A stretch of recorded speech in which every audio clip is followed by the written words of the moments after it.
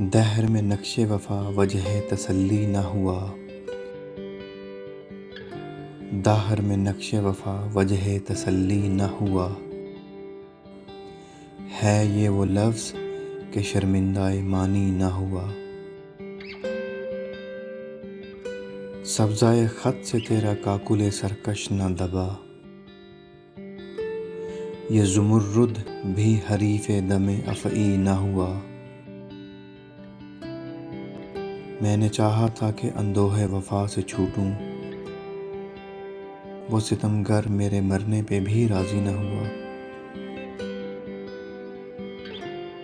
دل گزر گاہ خیال میں و ساغر ہی سہی،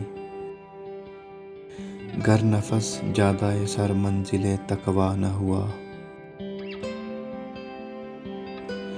ہوں تیرے وعدہ نہ کرنے پہ بھی راضی کہ کبھی، گوش منت کشے گل بانگ تسلی نہ ہوا۔ کس سے محرومی قسمت کی شکایت کیجے، ہم نے چاہا تھا کہ مر جائیں سو وہ بھی نہ ہوا۔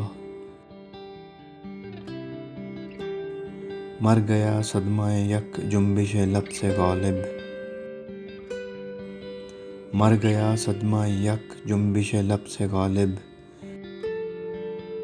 ناتوانی سے حریف دم عیسیٰ نہ ہوا۔